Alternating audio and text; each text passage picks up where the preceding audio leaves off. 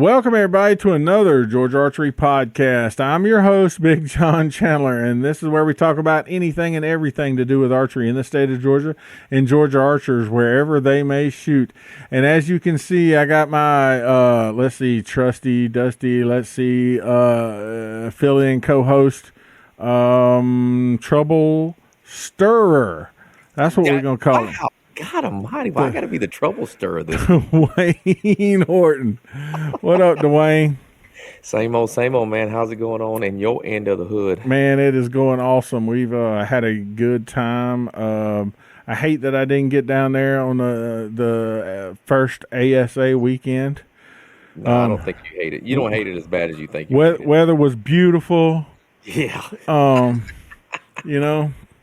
So how was your weekend? And make it short, because I know that you. Okay, I can make it real short. It wasn't that good. It wasn't as good as I wanted it to be. How about that? We'll just nip it in the bud. Bang, there you go.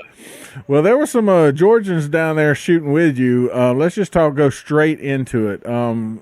Who shot this weekend? Well, we all know it was the first ASA of the year, 2025. Kicked off in Foley, Alabama, and it was cold. It was cold as cold than you could think of, and wet. Yeah, day one was kind of. Wednesday was wet. Thursday was a little wet, and then here come the cold weather. I think it was 20 when I woke up. It was 26 degrees. Oh, that's just awesome. Yeah. So that was it was terrible. Well, there was 135 shooters at that event from Georgia. So Georgia shooters were 135, and I tell you what, we had a good turnout in the top 10. I'll run the first 3 or 4, and you run the rest of them. So we're just going to get this knocked out real fast. In Eagle Open boys, Brody Broadnax finished in the top 4. He finished 4th overall, and Bo Tandler finished 5th overall. Right. So in the known 40, Simeon Edenfield come up in 9th place. He snuck in that top 10. He did. Yep. He had a good day. So in the known, that ain't right. Known 50. I'm sorry. Known 50. Jazz Leach come in there. He had a bad first day. Cleaned it up on the second day. Ended up in the top 6. Congratulations on that. Men's Open 45. So that's essentially judging yardage, right? Yep. Walker Scarborough was in there in 4th place. Congratulations on that. Now your turn. Then you get to men's pins 30. You had 9th place Jay Davidson with a 401 and 8 rings. That was a good job, Jay. Yeah, Olympic recurve come in 2nd. Timothy Smith with a 394 and 6 rings. And AJ Clements, he's a homeboy of mine from. AJ. 3rd. Yep, he came in 3rd with a 390 and 6 rings. That's right. You got Open Pro. You got Samuel Smith, came in 5th with 421 and 18 rings. Yep. He ended with 460 and 18. Yeah, 460 and 18. He tried his best to shoot some 14s in the shoot down. We were standing behind him. He was Sam's a great guy. He is. Yep. And Corey Bryant finished the top 10, round that out. So he did. So that's awesome. You're gonna have to do your plug thing. Yep. So let's see. We got a senior known pro. Clint Smith sneaked out a top 10 with 412 and 12 bonus rings. I'm going to skip this last one right here because there's going to be something bigger on that. Senior known Jeff Markham. Yep. Yeah. Senior Masters. That's the old guys, right? I want to 70 plus. Dude, I just want to be shooting, right? Senior Masters, Barry Moon is in the house in the top 4. Good job, Barry. With 378 and 4. So rings, they I tell you what, I have to say something because someone used to tell me that was in that class, he said, look, all you got to do is shoot halfway decent and show up the next day. Because when you show up the next day, half of those guys have done got tired, wore out, they don't show back up, and and somebody's done died. So you're good to go. You can make the top. You show up the second day. That shit's funny as hell. But super senior, that's the big boys. Oh, Hugh Bryant with a 397 and 5. Yep. Super senior known David Parsons with 410 and 13. We got to talk about that. Okay. We got to talk about David because David came. He come in 6th, but day 1, David blew his bow up. Oh, good Lord. Yep, he blew his bow up. So he shot a inside information, baby. Yeah, so he shot with Daddy and Buster. He was actually shooting with Buster. Yeah. And he shot a pin knock that had got nicked the target before. His bow blew up. He had to run down. Last Chance Archery had a little tent set up with the bow press. Yeah, they have the press and all the stuff. So he goes in there. He puts brand new cams on that thing, puts his bow all back together, runs back down to the range, and I swear to you, the next target, he was first up when he got back on the range after the breakdown and smoked a 12 at like 36 yards. Confidence all day long. Confidence all day. He smoked it, and it was like he didn't even miss a beat. 100%. And here he is, top 6. In top 6. That's awesome. That's freaking awesome. Yeah. So women's K40, that was Sophie Amadero. She that was her first time in the known 40 class. She's a young lady, 414 and 13. She had a rough first day, come back on second, felt like it was pretty good. That's not an easy class to play in, because moving from the youth to the adult class is not easy. Women's K45, Gabriela Alfaro. Yeah, I'm gonna have to pump that up. 422 and 12. She actually shot better than second place because she had less 12s. But that's awesome. That's her first time in K45. K45 is this. Essentially, did she just get pushed out of? She got pushed out of known 40. Yep. Okay, there you go. Pushed out of known 40. That's her first round in K45, and there she is on the podium again. I told her, I said, your next step is pro, right? And she said, I understand. She works at the shop with us. She works after hours when she gets out of school. Comes over and works with us a few hours every day. And then Melinda Hawk was right behind her in 4th place with a 416 and 10 12s. 10 bonus rings. That's awesome, That's awesome. Women's pins 30 was Stephanie Wallace. Down there, Bullseye Archery. That's right. Mm-hmm. 387 and 6 rings. All right, go ahead and get the rest of them.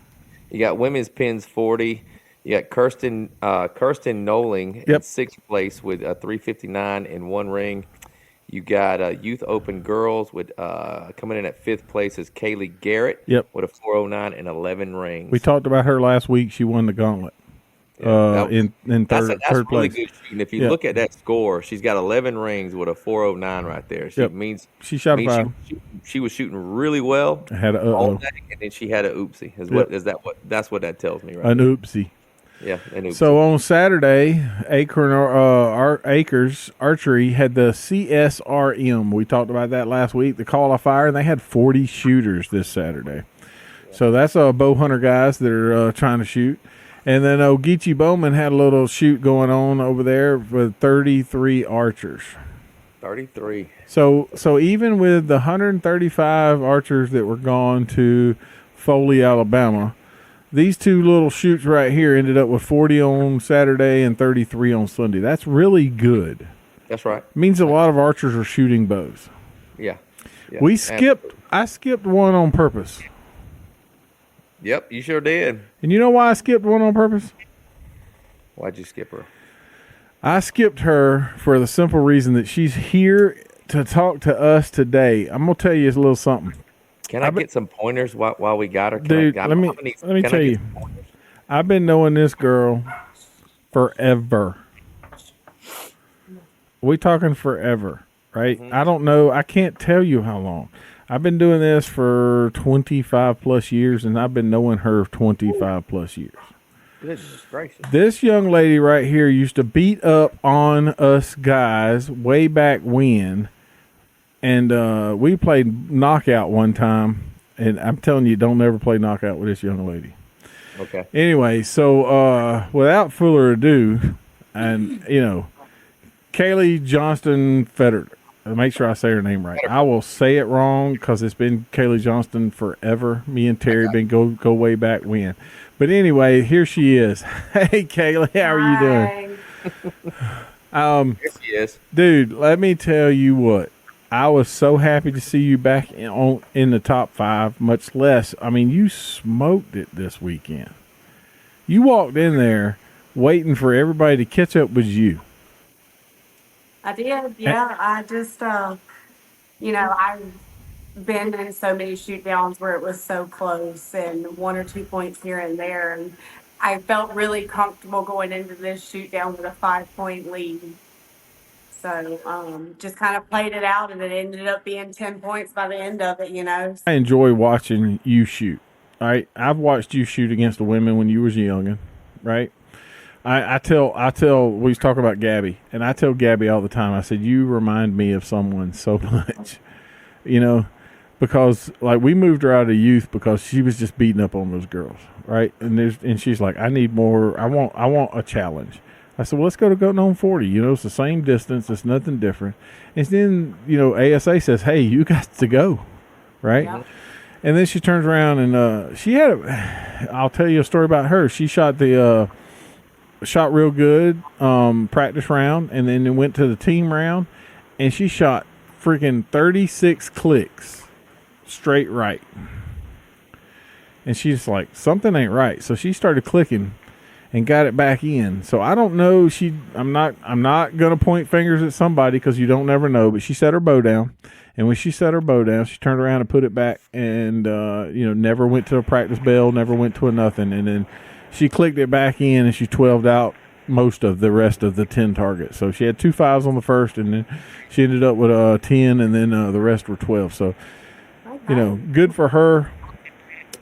Confidence and to get it back right and to go in and finish pretty good. So she did well. But she reminds me of you so much. I mean, we shot together.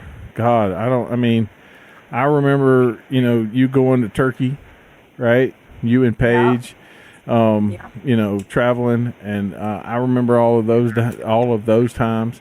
I've seen you with a couple of different coaches. And I'm telling you, it's like, awesome. I was so happy to see you back in the shoot down because I know you've had your last year was rough for you. Yeah, it was. I started the year out pretty good, and then it kind of faded from there. I had a couple of second, third place finishes, and then in Louisiana, obviously, I was in the lead, and all I needed was, I don't know, all I needed to do was to shoot a 10, and I hit right above the 10, misjudged it, and yep. Oh, that was heartbreaking. And then I made shoot downs from there on out, but I didn't have another top 3 finish. So I really wanted to start out strong this year. I really wanted to get my bow tuned. I wanted to be confident. And that's really one thing that I walked into this tournament with confidence. So. Yeah. Well, so answer this question, because I was, I follow. While I'm on the range shooting, I follow. Try and follow along while I'm on the range shooting, and you were head and shoulders above the whole all weekend long. You were head and shoulders above everybody else. What did you do, if you did anything different, to prepare for this year than you've done in previous years? I'm not really sure. I feel like I put a little bit more dedication into it. Last year I had Cooper and he was a baby. My husband works out of town, so it's just me during the week. And now we can go outside and he can play with his little toys while I shoot. I post videos of that all the time of him. Can't understand what he says, and he just distraction is sitting there talking training. to me, playing. So I can shoot and practice while he's sitting out in the yard playing. So that's one thing that's different. But I really shot my bow a lot. I feel like a lot more than I normally would to get prepared. You prepared a little more, is what you're saying, because you looked at the last year. I mean, if anybody doesn't know, this young lady paid her way through college off winnings from ASA. Yep, I did. So a little bit of backstory on me. I started shooting when I was 8 years old. Me and my dad used to go around and shoot. Big sexy. He used to take me to bigger and bigger tournaments here and there. I ended up shooting like my first ASA when I was 10 or 11. It was probably about 10. And then from there, I started shooting FIDA style stuff and made my first Junior World Cup team going to Turkey. when I was 12. So I went to Turkey and competed, and we won like, I don't want to be wrong, but it was like 3 gold medals there. Yep. So, and then from there we went to the next 2 years. It was every 2 years that we had something. I went to China, Yep. and then Turkey and Puerto Rico. And I went to Turkey twice. So. And set some records, right? I did. I have world records. That's right. So it's it was fun to watch you do that as a youth, right? I watched Curtis do the same thing, right? Curtis Broadnax, if you don't know, I watched him do go through the youth thing, and what's funny is Curtis didn't shoot his first tournament till he's 14. Mm-hmm. You know, and you were shooting when you were 8, 9. Oh, Terry dragged you along, and you were shooting. You had flawless form. You shoot from the big boy stakes with us, have a good time, and you learn. I don't know. I mean, you shot from the farther back than what you needed to early in the time, right? And then you shot. You had 2 different. I remember 2 different coaches. So you learned from a couple of different people. Yep. So, and which is good because learning from 2 different people helps a lot, right? Because they're different, and so and you carry along what you've learned from one and what things could be better from the other, right? Speaking of that, we were at the indoor 5 spot, and Jim came in for the first time. I ain't seen him in like forever. So it was awesome. That's awesome. Just to see Jim. Yeah. So my first coach, Ginger Hopwood, she taught me a lot. Oh, for sure. A lot. She dedicated a lot of time into me and really built a foundation that lasted. Yep. And my second one obviously was Jim Pruitt. Love him to death. Me and Jim and Michelle, they used to pack me up and take me to tournaments with their daughter that competed. So it was really fun, and it really they spent a lot of time helping me. Yeah, you and Samantha became like inseparable, essentially, or like every time y'all showed up, it was a pair. Because when you was with Jim. Because Samantha was coming, she was doing, and you were there along the ride, and it was awesome. I mean, I tell you, it was great. And you found some great friends along the way, right? I mean, you was in Emily's wedding, Yep. She's a great girl. You and Paige were like tight like glue for the longest time. Yep. So me and Paige are like 6 months age difference. So that's right. We grew up shooting together. So I've pretty much been friends with Paige since I was 10 or 11. We made our first World Cup together. Like we traveled to Turkey together. Oh yeah. And so we've been friends the entire time. And me and Emily also, I've made lots of friendships over the way. We've been friends 15 plus years. Oh, for sure. Yeah, I seen a picture that Paige posted of you guys a long time ago. That was awesome. Like that. That was a cool picture to see, and kind of like for everybody that don't know the backstory, your backstory, because she's out in the forefront. She posts every day informational stuff like that, and for other people that don't realize that there's a plethora of other archers out there like yourself that shoot with her and alongside her. It was kind of cool to see South Georgia girl kind of in the mix. I remember Paige coming across from one coast to the other to practice before y'all went to Turkey and before you went to different places, because and that's what I joke with her all the time. I'm like, girl, I watched you grow up, And she's like, I've not grown up yet. So, but I mean, and I've watched you the same way. We used to joke about it. We was in Gainesville. We was in Gainesville, Florida. It was cold. It wasn't as cold as it was this weekend, but we had ice on the stuff. And you were shooting against the women, and we'd all went down there and just watched you, mutilate. I mean, I'm not gonna lie, you were so far ahead at the half that it was like you could have sat out and still win the thing. It was ridiculous. Yeah, but we do that. We still do that. What are you talking about? Yeah, but it's just like her name gets thrown around our range obviously between the Georgia boys, anyways. For sure. So we're sitting there waiting for the 5. When they post the scores after every 5. Yeah, we just want to see who else is on the list. See her name and exactly where she's at, stuff like that. Yeah. So you're right. Like I grew up shooting all this FIDA stuff and put myself through college. 3D obviously is what made the money. So for sure, when I went to college, I decided just to focus on my 3D side of archery since I turned pro when I was 16. So that was really the money maker for me. And I decided to be smart with my money because archery is not going to be forever. And I wanted a career, and I didn't want to depend on a skill to be able to make money and provide for a family one day. So I made the smart decision. I got my bachelor's in nursing and started work. I graduated in 2017 with that. So it took me 4 years. So I just wanted to be smart with it and make a career for myself. And now I do both. So. Oh, for sure. And as long as you can, you will. I mean, I know that, but that's the coolest, and that's what I tell everybody. Like,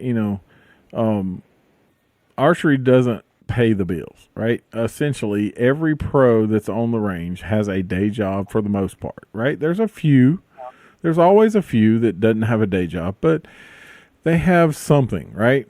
Everybody knows who Tim Gillingham is. He works for Gold Tip. He works for, Bee Stinger. So everybody understands that he has a day job also. So he gets a paycheck on the other side. And all of these people are either in the industry or they're working another job, right? The funniest thing about the women's pro class, all right, and I'm not going to lie, I'm lazy. I don't judge no more. I just don't.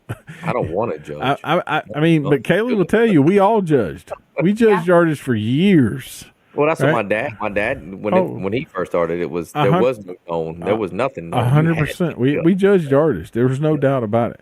Right. But I don't have the time and the effort to put in. And I know it's not easy, but it's one of those things that you, once you honed your skills, like you were talking about your practice and your so forth, once you've honed your skills, all you're doing is knocking the rust off. Yeah. Same thing with your judging, right? You go in there and you look at this spot, look at that spot. You probably have a few targets in the yard. You actually run an archery shoot so that you can see different angles and I saw your husband was cutting up. It's a hell of archery. Yep. It's a hell of a range. I can tell you that. Yep. That black steak ain't no joke, is it? Because it's no joke, brother. I promise you. Hey, you can ask anybody that comes here. There was somebody that made a comment this weekend. They said, I think your range was harder than the ASA range that they shot this weekend. It was. Like, well, it was. If you don't practice hard, you don't learn something from your practice, you're 100%. Not gonna. It's not. You're not gonna progress. You didn't move forward. Right. Mm-hmm. So I mean, and then that's what I mean. You've done that since y'all been setting up your range. Mm-hmm. I think I had, when I went and shot her last shoot, there was one target under 40. The rest of them was 45 plus. The ranges that we shot this weekend, I shot the same range she shot. The ranges we shot this weekend, the first range, I think the average out there was 43. The second range, I think the average was 47. Her range was by far harder than the ranges. And I'm not saying that they should be. But that's not a bad thing. You know what I mean? But I can tell you this, when you pull up to Rocky Creek and you know that she set a range, she set it to challenge you 100%. That's why we like going there. It's a growth. There's no doubt. I've made the drive several times. It ain't no easy ride for me, but I go down there to support, and I mean, knowing that you're going to find something different, right? Mm-hmm. Yeah. We've talked about it before with now Scott's setting all the ranges, right? We go we go see what we're going to see at the national level at Scott's house. I mean, essentially. Right.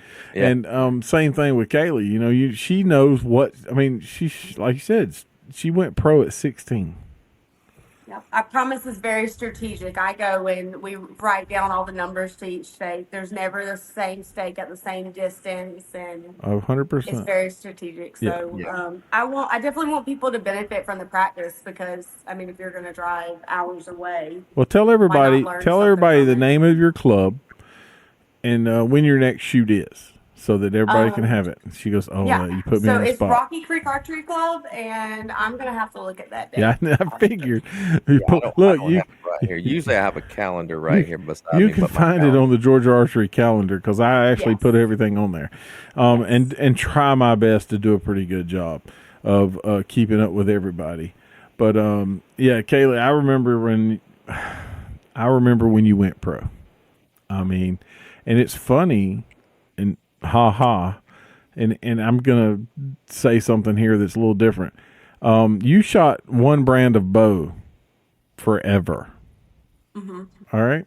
That was actually going to be one of my questions because I don't know the history. I don't have the history. Do you still have that? What is it? 6 whatever 7 whatever? What's the bow? I still have the 737. 737. Yes. So you still? Yeah. I figured you did. Actually, I started training a student named Reese. She lives here in town, and she was interested in shooting. And I had to find a screw for one of the mods. She Oh said she my. could shoot that bow. Oh, but But I told her if you that ever wanted to get another one, that one had to come that's got back to because that come. one won me some gold medals. 100%. I always told everybody I and everybody understands. I mean, I have shot PSE for 30 some odd years. I mean, Kailey knows I shot PSE from the time we were growing up all the way through. I bled PSE. She bled another brand. And things changed. She was going pro, and the right opportunity came. The reason I bring this up, and I'm not knocking any other brand, there's no doubt about it. They all shoot good because essentially, Kailey, if you don't know, I'm shooting that Hoyt now. Okay. Yeah. For the first time, I shot Bowtech for the last 5 years, and now I have switched to Hoyt. It's a great shooting bow, but Matthews makes a great bow, and we have sold a ton of them.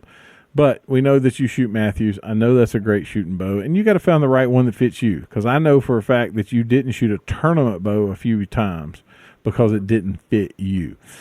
You know, and that's fine. But what I'm saying is the reason I brought that up is we have to do what's best for us as a business.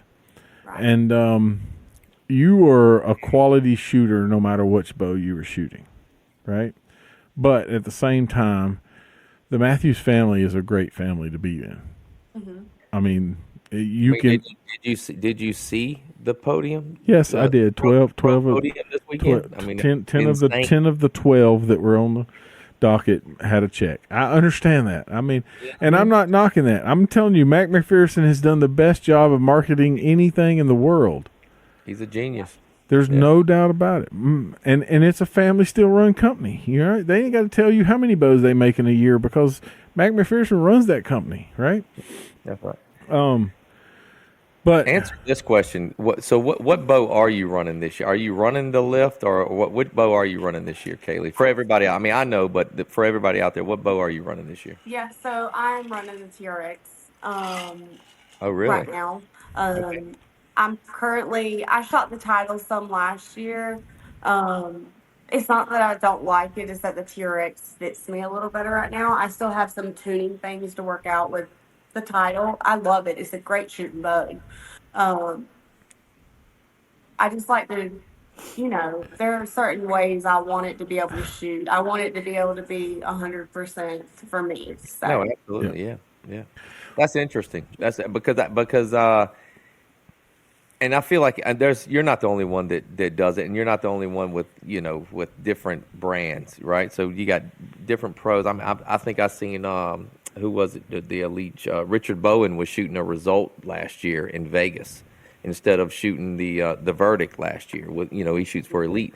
So you're definitely not the only pro that likes what they like. You know what I mean? So if it fits you, it fits you. You know what I'm saying? If the other one that just ain't feeling right now, you got to do you got to shoot with what's giving you the best opportunity to win, right? So that's obviously that's what you're doing right now, and you shoot the heck out of that damn thing. Yeah, she definitely does, and that's what I was saying about bows, because I've watched her over the years not shoot the newest bow because she's took the time to get the other bow like she wants it. And like she said, the title shoots good, but she's still working on the ins and outs to get it where you want. So you have a Title X now, I'm assuming, to play with. Yeah. And, I mean, I'm just going to get into it because the Title X shoots better than the Title did. Mm-hmm. There's no doubt. The limb change, the little hand grip change, that made a difference on that bow. It did. But there's, like I said, once, and in your situation, I don't fault you at all, right? Essentially, what works for you is going to work for you, right? And if it proved its point this weekend, right? Yeah. You had that bow on fire. I did. I spent a lot of time, like the day before I left, literally the day before I left that Tuesday. I was sighting in that bow. I remember. I saw pictures. And I just kept tuning it better and better and better, and I couldn't stop, which is unlike me because once I set up a bow, oh, it's there. Like, I'm not touching it it's for done. the next 3 I remember years, those literally. days. Yeah, next 3 years. Yep, until the next one comes out, and I got to start over. Yep. So once I set it up, it's done, and I just kept fine tuning it and fine tuning it, shooting it through paper. Like I wanted to get it exact. And it just kept shooting better and better. So I just kept going with it. And literally the Wednesday that I went to leave, I finally had everything like fine tuned and sighted. And I was like, man, I hope I got the right sight tape on here. I just shot a few arrows and just went with it. It ended up being the right one, obviously. For sure. That's super cool. So we watch, obviously we watch Paige do her thing, and she goes like a whole week ahead of time. She shoots a ton of arrows. Mm-hmm. She took Heather Gore with her this year, and Heather Gore is if for the people out there that don't know who that is, she's a tremendous shooter. She's from out west, and she does a lot of field, a lot of feeder stuff, and she shoots a ton of arrows. So that's not something that you normally do. So do you normally shoot a ton of arrows and change your setups and the stuff that we watch Paige do all on social media and stuff like that? So you're basically, what you're saying is when you find it, it sticks and it stays and that's it. It sure does, because the bow that I began shooting last year actually was a bow that I set up in 2020. Yep. Never changed the strings. I was gonna ask you. It's been the same sight tape saying everything has been that way for years. I was gonna ask you, was that the 2020 bow? Wow. Because seeing video and pictures, and I've watched you shoot forever, and I was like, that bow looks? You're saying 2020? No, it's 2025. So we're talking 4 or 5 years. And Kailey, I don't think she's missed a shoot down since I've been watching. So the same bow. Actually, I did when I got pregnant. Yeah, I think I missed. Okay. That's what I was going to say is, and we all said that, right? Yeah. It's funny, like the top several shooters. We're going to take Sharon out of it, right? But the top several shooters, for the most part, except Emily and Sharon, have had babies, right? And become pregnant, right? Yeah. It's because it's your age group, right? You're at that time, right? But yeah, I thought that. I was going to ask you, is that the 2020 bow? I was really going to ask you. So, you got to pimp your sponsors. So go ahead and tell everybody what you shoot, when you shoot, what all your equipment. Just run down the list, please. Yeah. So. Obviously, I'm shooting the TRX, map strings that come on it. Black and yellow, yellow. I currently switched over last year to a QAD rest. I really like it. I was shooting a Spot Hog Infinity rest before that. But you like the new tongue rest from QAD? I really do. It has lots of adjustability, and it's very easy to set up. I really like it. And it has like the dovetail, so it fits on the grip. Yep. Mm-hmm. So it's really nice. Integrated mount. Yep. Mm-hmm. Right. Yep. And then I shoot a true ball, or an XL slide with an XL sight with a 4-power lens. She's still got good eyes. Mm-hmm. Yeah, that's right. I still shoot like a little True Glow peep, like a little $5 peep. That's all I shoot. Yeah, you don't have anything in it, right? You're just shooting the 3/16 regular peep. Oh, to be young, I swear to God. Yep. Yep, still can do that. Hopefully for a little while longer. Well, Nathan Brooks was that way for the longest time too. I mean, Nathan never shot anything as peep, and I'm like, dude, come on, you're gonna get old one day. Come on, Yep. But yeah. So what else? And then I have AEP stabilizers. Nunzio. I have literally been with Nunzio since he's awesome. I was a kid. He for sponsored sure. me when I was a little kid, like a little nobody that was just shooting, and I've been with him ever since. Great guy. So I will always continue to support him. Yes. That's super cool. And then I am shooting the Black Eagle arrows. 500's fine with little 80s in the front. They just increased our speed this year. Yep. So I really had to reconfigure a lot of things. So you had to do some jumping. Poundage and such. So that's probably a lot of my playing around with the bow too, trying to find what I liked in that. I'll obviously shoot a true ball release. Which release you're shooting this right now? The goat? Mm-hmm. Yeah, you've been shooting the goat for a while since they come out.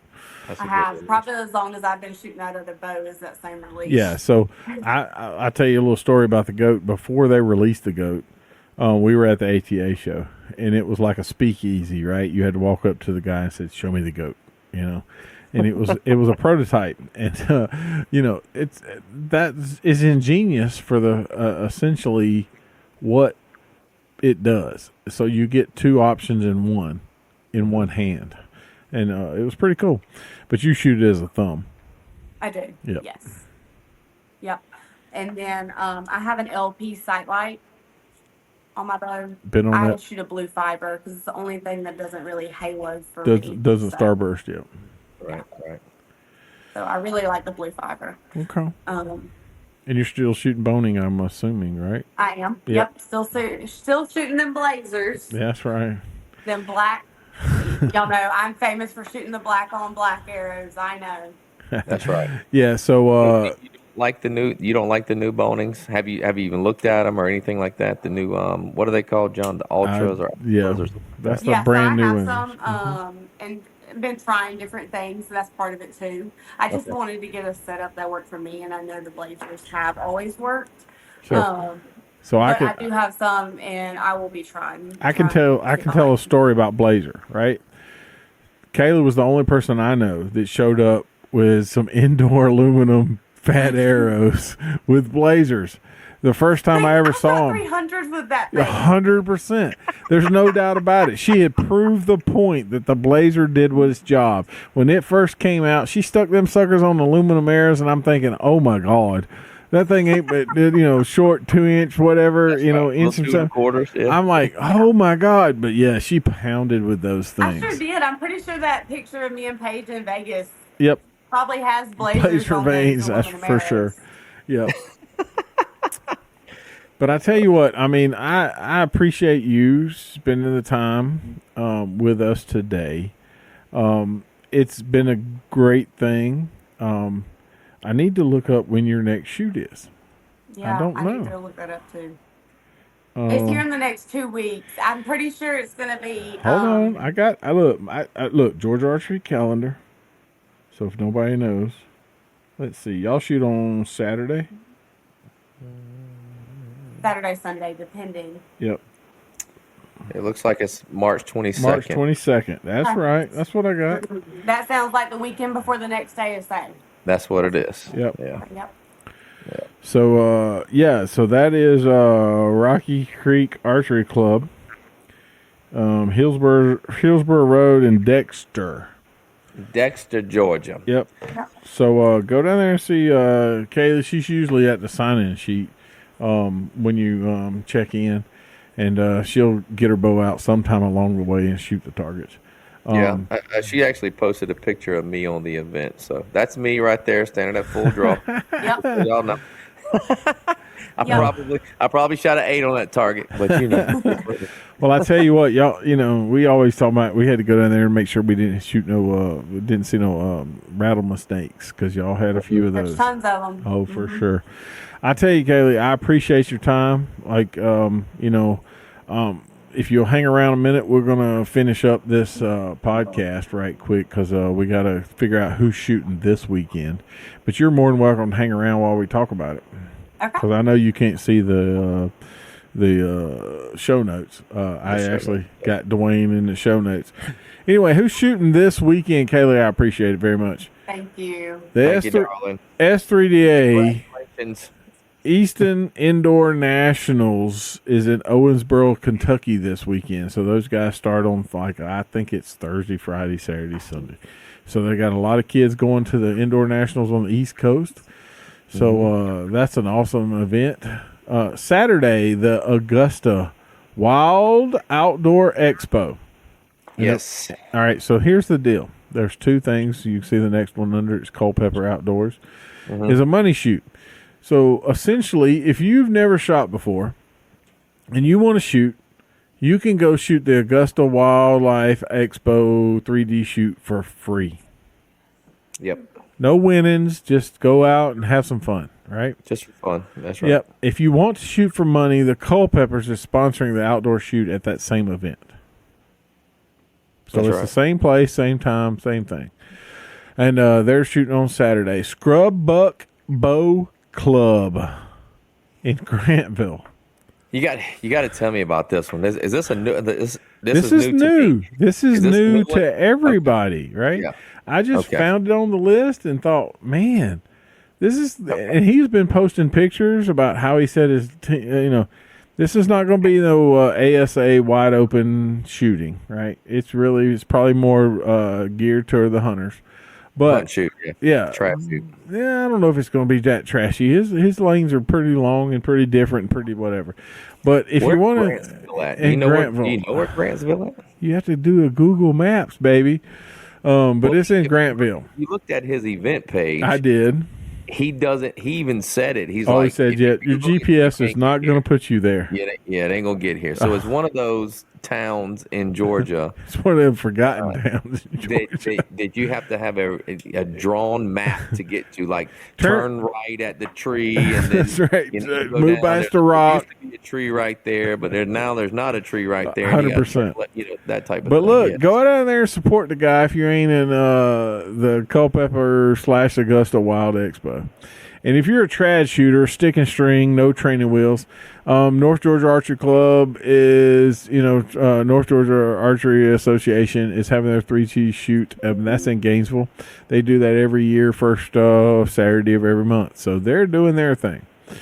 Sunday, Kailey, you don't have to worry about this because you don't qualify for the state championship because you're a pro.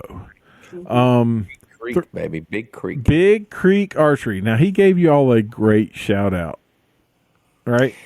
Man, he's an awesome guy. I don't know if you ever met him before. I have not. But, he is a awesome dude. He came down and he's new. He's a new club this year. Yep. And he's new to ASA. He is a 30-year football coach at the high school in Douglas. I think he's in Douglas. Down in Stapleton. High school. Yeah, Stapleton. Yep. So he's a 30-year football coach, retired football coach down there, and he started this club down there, and or up there for me. But everything's up there from you. Everything's up there from me. But so we started the archery club, and he come down, and he just wanted a bunch of pointers from. I think he's been He's been somewhere every weekend. Yeah, he's checking out the I won't call it competition, but just how everybody does everything. Right. He wants to be seriously involved in it, and the guy wants to put forth as much effort as he can, right? Because we all know it takes a lot. It takes a ton to put on these freaking shoes. It takes a ton for sure. So he's a good dude. He wants me to come down and do a video. He's like, Dwayne, will you come down and do a video? I want to do a YouTube video. You mind bringing some guys? And I was like, yeah, man, I'll come down. So that's where we're going to be. So you're headed to Stapleton on Sunday. Yeah, so I'm going to go to Stapleton on Sunday. And truthfully, that's the only place to shoot on Sunday that I have on the calendar. Well, unless you want to go to Augusta and shoot that, because I did talk to Tripp. And, he's going to run it Saturday and Sunday? I think so. All right. So he, well, don't quote me on that. Okay, I was going to say, because I didn't see that anywhere. He did say that's going to be a real unique place to shoot. It's going to be something that we don't normally see in Georgia, as far as like the grades, the ups and downs. Ups and downs, some cuts. Yeah. So. Kailey, when's the last time you had to make a cut? Kentucky. Yeah, Kentucky last year. Of course. Yeah. But yeah, that's what's shooting this weekend. If you haven't, if you didn't see your name on the list and you wanted your name on the list, you can send me an email at georgiaarchery@gmail.com. If you want to find this information and a link to which tree to turn right at, you can find it at georgiaarchery@gmail.com. I mean, georgiaarchery.com, and click the calendar page, and all the calendar has all the information on it. I try my best to put all the information of where they're at, how they get there, that kind of thing. And if they put some information on where it's at, then I try my best to post that into the link. If you haven't seen it, go and check it out. There's lots of pictures from different stuff. Kailey, if there had been an S3DA when you were growing up, oh my goodness. I know. We had nothing like that. No, and I'm telling you, I don't know if you've ever listened to any of our podcasts with me and Dwayne, but I mean, 100+ shooters and then but youth. 100+ shooters, yeah. I mean, that's awesome. Youth archers, 100 shooters, youth archers, and that. Since we're talking about that, let me ask you a question, Kailey, because there's a young lady down here that shoots in the high school down here, and she actually made the USA team, and I think she's on the red team. She's on the red team. Okay. Yep. And she's shooting U.S. archery stuff. You remember those days. And she's like extremely, like into it. She's really into it. She loves shooting her bow. She loves doing everything. And I had a coach at Rio Grande, which A.J. Clements is the new coach down there. I don't know if you knew that, John. I know who A.J. is, yeah. Okay. I know. So he approached me this weekend. He's like, dude, we're giving out scholarships. Like we're doing, do you know any kids? Know anybody that's really into this? Like what advice would you give a youth archer that is not a part of because she's not a part of S3DA, because we don't have an S3DA program down here. Yet. We're working on it. But what advice, because you came up before S3DA, what advice would you give a youth archer that's not a part of S3DA that wants to continue through college? Definitely, I mean, if they have the opportunity, do it. I know that I got some scholarships growing up through the years, through archery, and it helped out with some college. But definitely, if it's something that you really like, take the opportunity and do it. Okay. So it's a great opportunity. I mean, you can build your education with it. 100%. So. Absolutely. Yeah. Cool. One thing I wish, I do think is a great thing, the S3D archery and 4-H and everything else that goes on. That's a big number of shooters. 100%. Of kids. Huge. That's good to hear. Yep. It's huge. I think we have the Effingham County's got one of the largest 4-H archery programs down here. Now unfortunately we don't have a real big S3DA following because we just don't have the clubs yet. But 4-H is huge down here, and it obviously it's going to push archers to do things like in college and in USA Archery, all that good stuff. So anyway, that's good. I just wanted to kind of pick your brain about that. Yep. One thing I do wish, though, over the years, I've just kind of seen it fade away. Unknown archery. Ding, ding. I like. All right. So here's the funny part, right? And I did the math, right? The first year I shot an ASA event, there were 7 classes. 7. How many classes do we have at ASA right now? Way too many. Way too many, brother. Way too many. 50. We have way too many, and in my opinion, 50. I mean, they're all known. They don't give you a choice. 50. They don't give you a choice. 50 I agree classes. with that. The only thing I can say, only like I guess to be to be the guy that's going to debate that, right? Is that where do you go to learn unknown archery? I'm gonna say something now for me, right? And I know Kailey's got some things, but unknown archery, right? Judging distance. When you stand on your driveway and you see your post office box sitting at the end, right? Judge that. You see the telephone pole sitting across the street? Judge that. That's the way I did it for years. Yep. I'd walk out my front door and I would judge the yardage to that rock, to that tree, to that this, right? I had to do because I didn't have chance to judge targets. No, I agree. No, I 100% agree. Yep. But what I'm trying to say is that you have clinics for archery, right? You have classes. You have coaches teaching archery. They teach mechanics. They teach everything except how to judge, right? Not everybody. Not everybody. They're out there. They're out there. I went to a judging coach. Right. So that's what I'm saying. Where do you go to find that coach? Like we want the judges, we want the unknown archery to come back, but are we promoting the coaching? We're not. It's not. What are we doing to help the kids go, you know what, I think I want to judge. I push them into judging, push them in, or whatever the case is. Well, I will say that the sponsorship money has held on tight to the unknown distance, and I'm proud for that. I'm not, you're never going to hear me knock that. I don't have time to walk out my door and judge yardage no more, and I go for the fun of it.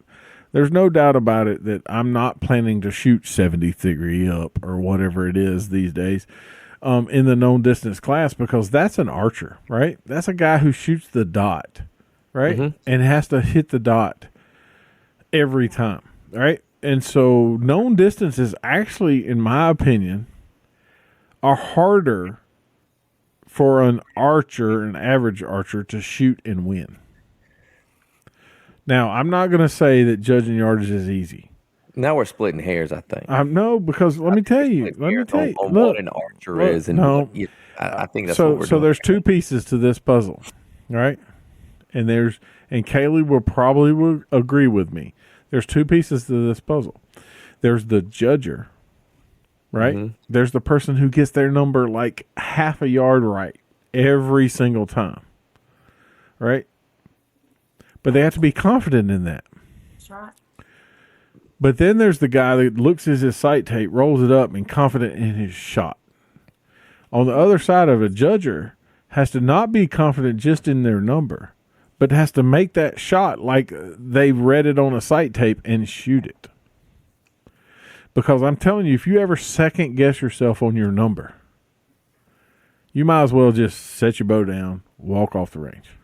You're right. And that's one thing about this past weekend that I did is, I don't know how far they are. I'm just guessing, But I tell you what, every shot that I shot, I knew it was 100%. It might not have been right, but I believed it was right. Exactly. You were right more times than not. I can tell. Just looking at your score, I can tell you were right more times than not. Yes, but what she's saying is even when her rangefinder has no battery, right, and she's missing the number, she shoots that shot just as if every known guy shoots that shot. So let me tell you what we. So we find ourselves walking up to the stake, and every one of us want to judge. I'm not. Right. I can tell you that right now from experience. I've been on the range, and every time, I don't care how many people is on the stake with me. I've been on the stake with, in groups with many different people. Every time before we walk up to there, we're all talking about judging. How far you think that looks like? That looks like it's about 33. That looks like it's about 30. Before we range it, we're all technically we want to do it. Yeah. We just scared. Say you scared. Yeah, we'd rather not. You know what I mean? It's something that you learn. But right now, there's no opportunity. Like growing up, we shot one day known, one day unknown. 100%. As kids, it was all unknown when I first started. But then changed gender, one day known, one day unknown. There's zero opportunity for kids to even learn the unknown side. Yep, you're For them 100% to even right. choose to do that. Yep. Right. And that's what I was saying to start with. I was like, okay, so give me an example of an opportunity to teach somebody, but because there is any. There is, I mean, I think maybe, 2 years ago, y'all held a clinic at Social Circle, John? Yep, we had a convention. Yep, Kailey was there. Yep. Yeah. Yep, I was there. I have the whole document made up on things that I use to judge. Just pieces of the puzzle. Yep. Okay. Yep. So, and it's things that you learn over time. It's not things that you're just going to learn and go out there and be able to apply in the field. Like, and Jack and Sharon has gone around and done some judging seminars. And I know some people that went to them and got judging tips, and there are people out there. You just have to find them. And I don't mind helping anybody out 100%. that has questions or wants to know some information. I guarantee you, I'm not always right on my number. I could be 2 yards off, but there also might be a possibility that I'll hit that 12 still being 2 yards off. Like, that's a part of unknown archery. Like, you don't know.